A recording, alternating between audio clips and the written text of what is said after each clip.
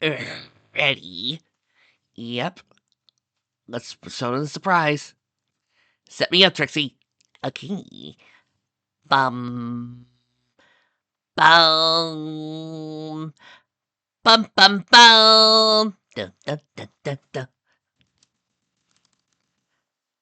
Well, hi there, everyone. Yep, a fan of mine gave me several different images for me to use on the show. So, here I am. Adorable, aren't I? Yeah, this is a new thing I want to try. I've got my little brother on editing duties to actually try to help me match up with some of these. So, now we can do some basic reading and see what happens. Good thing, too, because now we have a new fic to do. A Wonder Woman Cinnamon crossover. For some of you who have been on this channel for a while, you may have seen this story before. You've seen me do one chapter for Fandom Fridays back when that was a thing. Well, since I've decided to start mixing other fanfics along with MLP from now on, I've decided let's redo the first chapter. After all, we've got Yeti here. Yep. And they're all set and ready to go. Thank you. And I'm fully decked out. And I got a new image I need to handle. So, here we go. As we proceed to do For Love and Justice, a Sailor Moon Wonder Woman crossover by Bookworm with Attitude. Chapter 1. Let's do this. Isaki Tsukino was in a good mood. Some might say that this was something that went without saying, since the Yodongo-haired girl was known for her cheery disposition. But in honesty, she hadn't felt completely at peace since the middle of 7th grade, when a talking cat and an ominous mission came and entered her life. But the city of Tokyo had been free of energy-draining monsters the past few months, and when the city was happy, Isaki was happy. The worst she had to stop was a bank robbery she happened upon, and had been scared because of their guns and angry glares. But saying she hadn't gotten fair speech before they dropped and surrendered. Ray had hacked them for being intimidated, but Yusagi thought she had seen the error of their ways so quickly. It wouldn't last forever. Yusagi knew that. She was, as Ray put it, completely foolish, unbelievably ditzy, and a real pain to take care of, but not stupid. A new enemy always came along. Fresh pain was always there to be experienced. She had a strange and confusing future awaiting her where the world would have to be reborn, and she would have to be the one to deliver it, to mother it. A duty, destiny, inescapable fate. But for now, she crossed her arms and crossed her ankles, sighed happily as the sunlight reflected from the window warmed her face. For now, peace of the world hummed through her ears. Her friends were close and safe and whole, and she had no current mission except to be Usagi Tsukino, lazy and a happy high school student. Usagi-chan? A voice sang in her ear. Familiar and sweet, even exasperated. You spaced out for the whole period. Isagi turned to glance at Ami, who was standing with her hands on her hip as the classroom around them began to empty. I was just enjoying the pretty day, Ami-chan. You enjoy life more when you pay attention to your studies, Ami said sagely. I don't think I could enjoy it any more than I do, Isagi grinned. Besides, I have Ami-chan's notes. Maybe I shouldn't compare my notes, so you can apply yourself a bit more. Ami gripped her notebook as she said, looking a little uncertain. But surely Ami-chan wouldn't do that, being such a nice, naturally wonderful, helpful person. Ami scowled at her, but the sides of her mouth threatened to quiver into a smile. Ami could never stay mad at anyone for more than 5 seconds, no matter how hard she tried to keep it up. The expression was so endearingly familiar that Usagi couldn't help but laugh, jumping up and catching her friend in a spinning hug before she began to drag her out of the classroom. Let's enjoy ourselves for real! Ami resigned herself to being dragged down the hall. Mako hailed him heartily when they reached her classroom, thundering towards them with enthusiasm that matched Usagi's. Minako banded out a little late at the school entrance, nearly bowling them all over as he blabbed about the unfaithfulness of being kept back in class. She couldn't help as she was tired from all this overwork, and sleep was important for an active girl. They all headed over to the arcade to meet Ray as usual, after patiently listening to Ami's perfunctory complaint that they should be studying. The girl spied Ray, as imperious as ever, tapping her hut by a colorful sign in front of the arcade entrance. They moved through the crowded street, Mako serving as their masthead and guide, since people tended to move aside more quickly for her than they did for the smaller girls. This didn't work as quite as well, though, as two rambunctious men not only failed to avoid her, but crossed right into her. "Excuse me," Mako said immediately with a slight brow. "Jeez, we get flattened by an Amazon, damn Amazon," one of the guys snickered, ignoring her apology as they wound out around her. "Shame. She'd be cute if she were a little smaller," they heard the other one say as the two retreat. "Those pigs!" Minako snapped. "Oh, sorry. It's okay. It's been a while." "Those pigs!" Minako snapped, whipping around to shake her fist at the retreating bracks. "I gotta give them some love smackdown." "Come back here and apologize to Mako-chan!" Yasaki called, her pigtails practically bristling. "That's not how you talk to a nice girl! You call yourselves men!" "They ought to be ashamed," Ami chimed in as the retreating duo laughed, and ignored Yasaki and Minako's princess cries. "Don't listen to them, Mako-chan." "I'd be willing to curse them for you," Ray said calmly, having approached her as he witnessed the scene. "It would break my rules, but I think they count as evil spirits and need a cleansing." "Or we could hold them down and you could hit them," interrogated Minako, sounding a tad too enthusiastic at the idea. "Guys, I'm used to it," Mako laughed. "If I beat up everyone who made comments like that, I'd be brawling with a quarter of Japan. I'd rather use that anything for baking or preserving the peace. No need to bother with them. It's not worth it." "You're telling the truth?" Izaki asked hurriedly. "I know you can be very sensitive about these sort of comments." "Listen, I've accepted that not many guys go for this," Makoto sighed. "It's okay." "It's their loss, Mako-chan," Ami said severely, while Mia and Yasagi gave the twin non-assignment. "Men aren't worth it except to toss around and have some fun with anyway." Ray shrugged. "Don't give up! Fight on! Someone will see your glory!" Yasagi cried. "It's all right. I like to find love, sure. But I do find just without men without my life. I got you guys to take care of. I guess it's just meant to be this way with all the others, because of who I am. Now come on. I want to kill some things with video games, or get killed more likely." So he heaved another sigh and entered the arcade ahead of him. "Is he really gonna be alright?" Ami trailed off.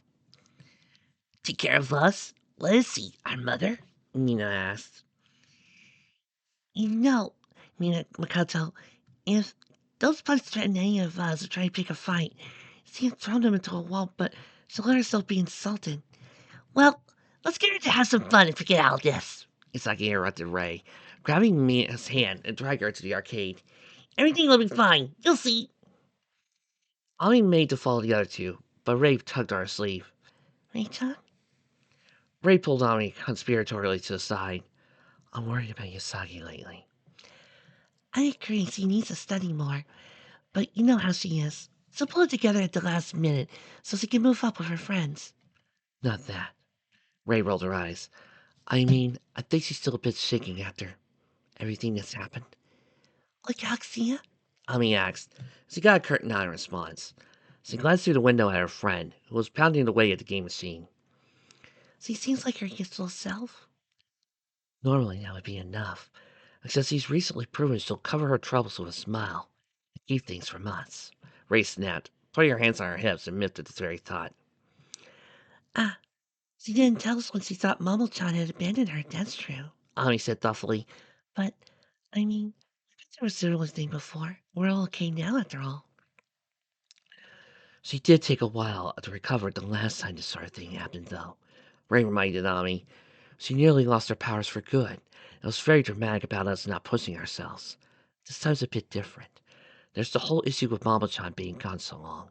And she was truly more than willing to believe he had forgotten her rather than had an accident happen. So like she clearly lost everything." Ray crossed her arms, chewing her lip. Ami examined Ray critically. "Are you sure you're not the one who's upset by what happened?" "Of course not. I can handle it. But Usagi thinks so personally to heart, thinking Mamoru-chan would ever abandon her, that anyone could ever... She's so emotionally fragile." Ray slapped her hand, letting out a groan of exasperation. I tried to toughen her up, get her to gain some faith in her strength, but... Oh, is that what you've been doing? Ray narrowed her eyes. Ami-chan. Ami put her hand on Ray's shoulder. I understand. You're probably right. I think perhaps it would be best to ask Mama-chan to talk to Usagi-chan about what happened. I think that'll be a big part of it. Okay, so you can ask him. Shouldn't you be the one to talk to him? You two used to date after all, you know him best. That was years ago.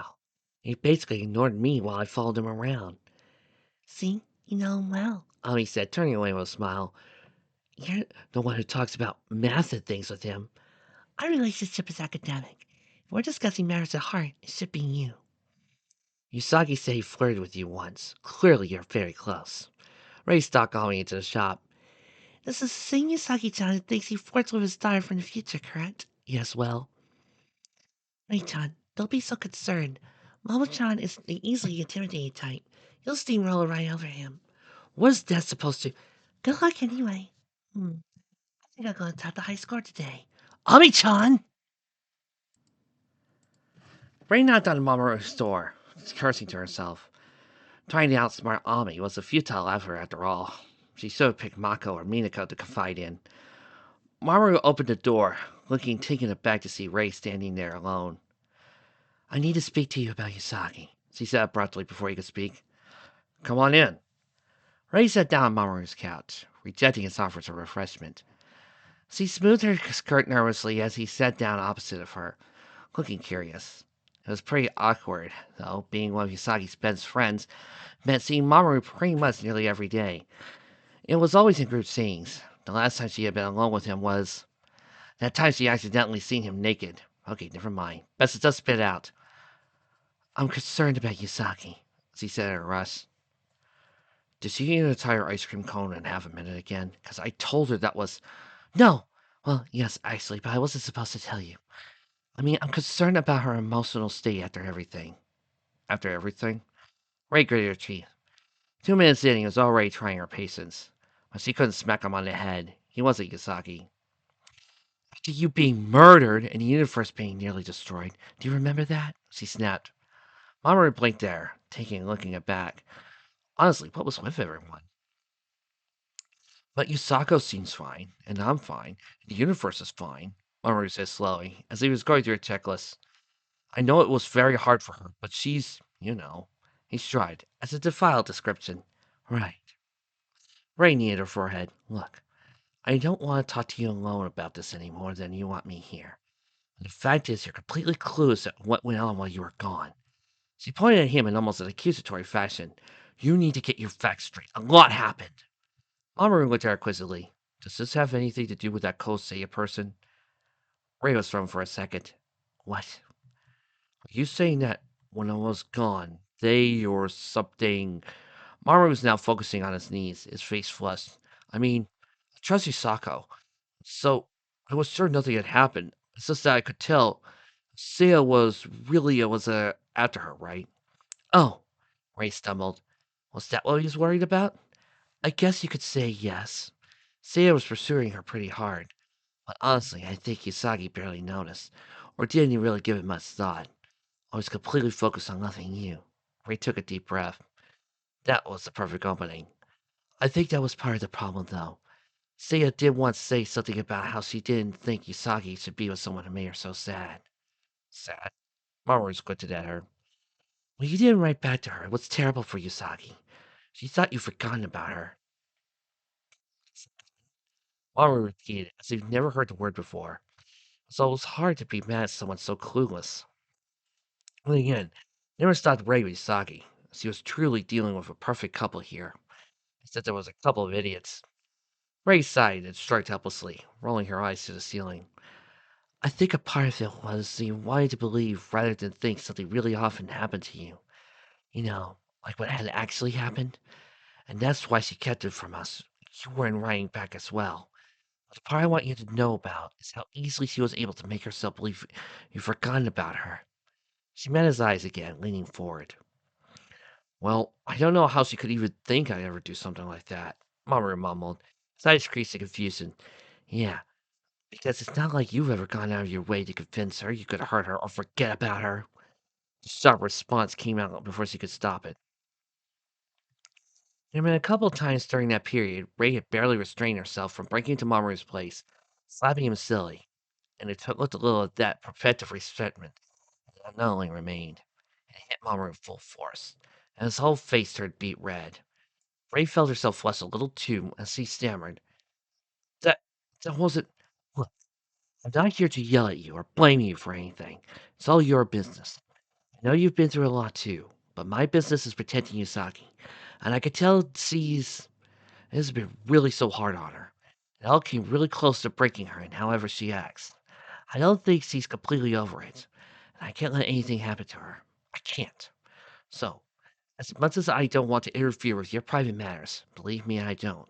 I really needed you to know what she had been through so you could talk to her about it and work it out so she feels better.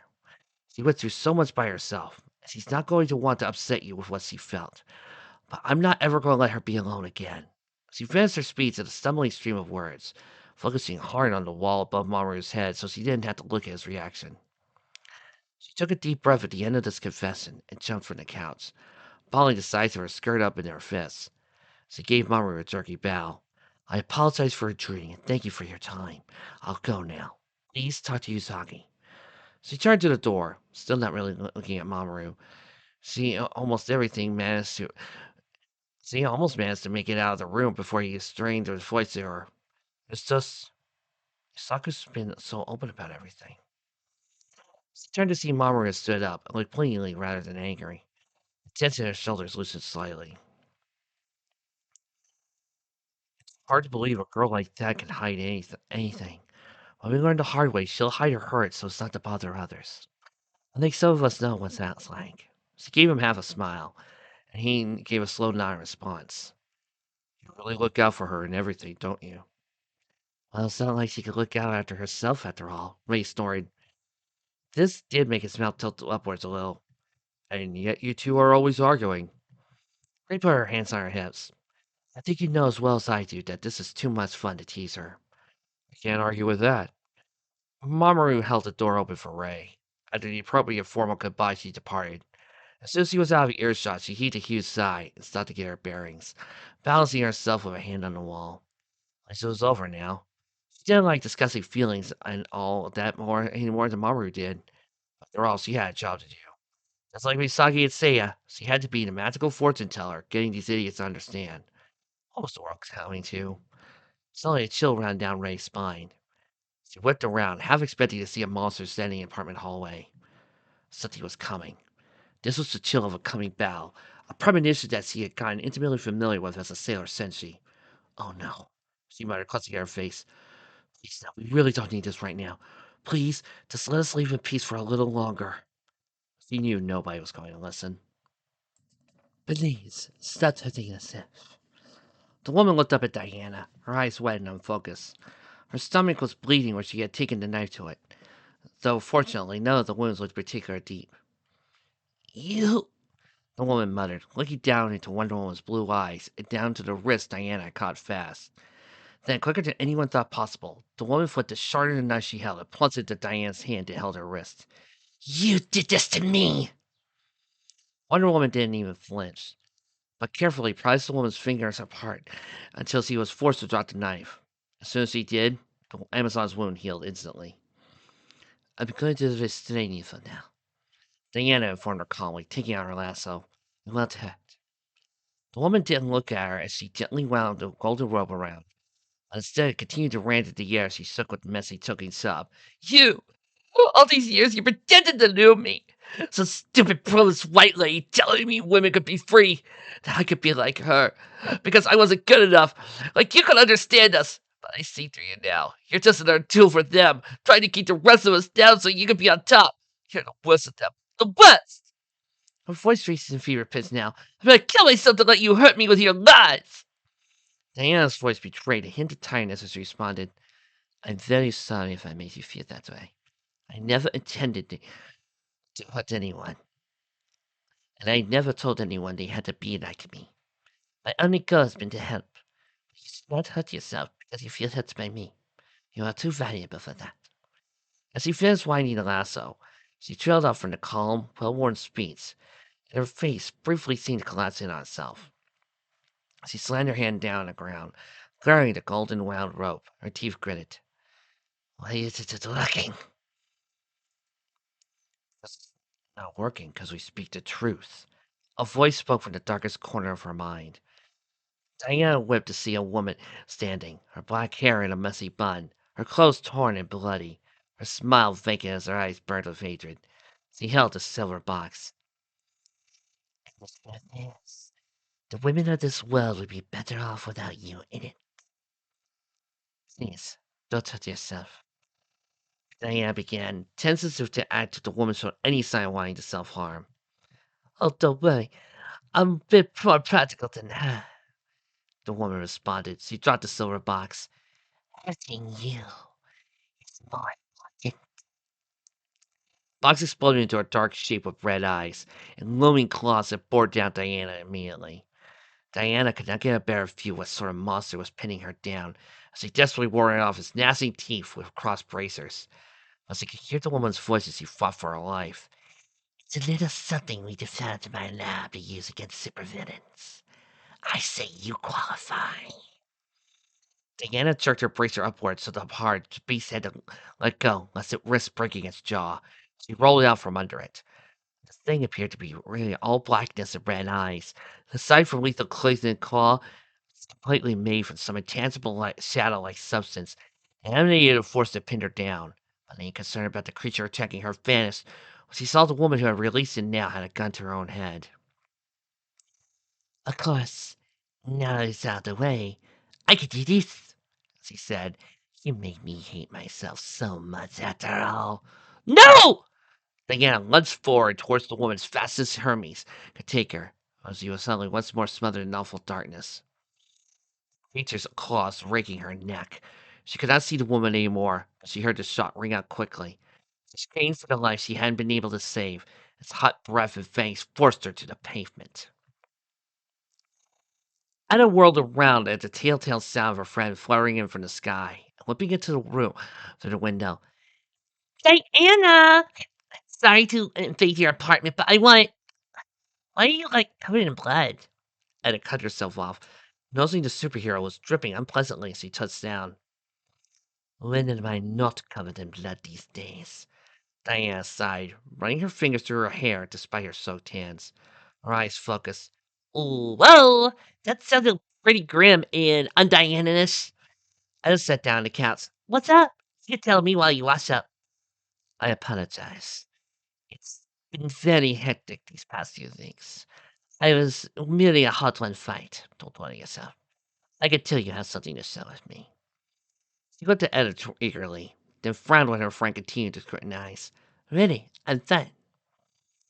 You remain the world's most awful liar. I've read the news, the anti-Wonder Woman riots, and all the women. But you know as well as I do, it has to be some sort of form of mass hypnosis or magic or something's controlling these women's minds. Diana shook her head wearily. No, I used the lasso on them to no effect, and I didn't sense any magic working on them. Then it's tricky, but you have to know that all these women didn't suddenly turn on you. Have you got your JLA buddies working on it? Diane nodded again, slowly, not really focusing on Anna. Was now perching on the edge of the couch. Her eyes narrowed at her best friend. Okay, seriously, tell me what happened, what's with the blood, and how did things get worse? Diana sank into the chair, putting her head in her hands. A woman named Sarah Chuckmason sold herself on my account. I was unable to save her because she had unleashed one of her lab creations on me. I eventually slaughtered it with its own claws, hence the... She gestured at her blood's transform. There have been other suicides I was unable to stop in time too. The women shooting each other to get my attention. All this clean records, no prior problems. And even the ones I've restrained are still... They hurt themselves. They had to be in custody, and no one can guess why they blame me. You can't take it to heart, Di. It's not your fault. But the vessel didn't work on them. It means that they must believe what they are saying. There must be truth to it. Diana took her tiara off and stared at it. It's not as if I can contest some of what was said, that I cannot fully comprehend every woman's position in culture. They come from a position of privilege in their culture in several matters, from the color to my skin to my class. I do not represent all women. I never claimed to, but the media, in some sense, the fact that I came to America first and have a base there shows my true values. That my standard has contributed to body shaming their culture. They truly believe I contributed to their oppression, made them hate themselves, and normal women. It's the truth. Whoa, whoa, whoa! Ada held over hands. Look, honey, you know as well as any people can resent you. Yours truly was insanely jealous of you at one point in time, and still occasionally is. Not the same in my book, Diana muttered.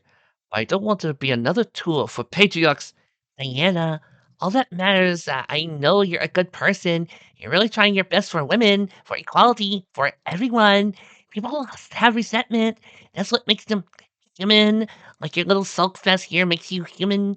And the fact that you make mistakes, even when your grand mission, also makes you human. All that matters is that you're genuine and always try to do better. Everyone has privilege. Tell can understand that, everyone. This isn't about you. You'll get through this. I know, Diana said, not claiming as I. She was still focused on that golden rope on her hip, but did less so. Okay, look, Edith said abruptly, going over to her friend and shaking her shoulder. I have something that'll help. Dr. Poison's escaped from jail. Diana's head snapped up as she stared at her friend bemused. That's what's supposed to help. No, but the good news is, figured out where she's headed. Turns out her home country. Solomon says she's been muttering in her sleep about a Tomoe in Tokyo. I know, handed a file. Got checkmate to look it up. There's a Professor Tomoe she worked with at one point in arcanobiology. He's been linked to some pretty nasty incidents, too. A huge, almost catastrophic disaster at the university a few years back. Local heroes even had to get involved. He's been active since then, though. He was also involved in a live accident that nearly killed his daughter and some weird stuff going on there. Suffice it to say, she isn't even living with him right now. Whatever Poison wants in this guy can't be good. He has mad scientists written all over him, even if he's gone all quiet now. Wonder Woman examined the file. Proud for the disaster at the university. It says the Sailor soldiers were involved. Yeah, they're basically Tokyo's protectors. Teenagers, but pretty damn powerful. Those girls have saved the world about much as any GLA bigwig. Yes, I've heard of them. Wonder Woman looked thoughtfully at the file. Do you think it would be intruding on their territory to go after Poison? She was a little rattled by all these women coming after her. See, you're villain. They'll see why they wouldn't appreciate some extra help. They're a friendly bunch by all accounts. Diana still looked a bit unsure. Look, I thought this would be help you out because it's an opportunity for you to get away like the police told you to and do something constructive. You've got the best minds working on this anti-you epidemic, and you'll do some help by sticking around. The hate virus or whatever hasn't spread outside the eastern US. Helping Japan is the best alternative. And, Diana said slowly, squinting at the papers, it may not be coincidence that the poison escaped around this time this epidemic started. Atta girl! It can help you get to the bottom of all this, added thunder friend on the back. There you go. Diana cracked a slight smile. I'm familiar myself with Tomoe and the Sailor team. Just like you, run into the both. I have been wanting to meet those girls for a while. It does some admirable look. And I'm sure they'd love to meet you as well. Diana frowned. Unless the epidemic spreads overseas, then we might have trouble cooperating. That will happen, Edda said firmly, gripping Di's hand. Why don't you just get a shower so you could take off soon? Oh, and if you find one of those funky anime statues you were yourself while you're over there, you gotta get me one. Diana gave a small laugh. She got up and headed for the bathroom. I turned around before entering. Thank you. I know I've dealt with worse crises. This is just hitting me hard. She glanced down at the blood on her hands. You're right. Soaking so's nothing. So thank you. No problem. We're all rooting for ya. And the smile faded a bit as Diana closed the door. Checkmate was buzzing updates into the phone in her hand, saying the anti-Wonder Woman female sentiment was spreading faster than ever. Everyone in America would be likely infected in a matter of days. Nope, Forget it. Like, even if the rest of us do,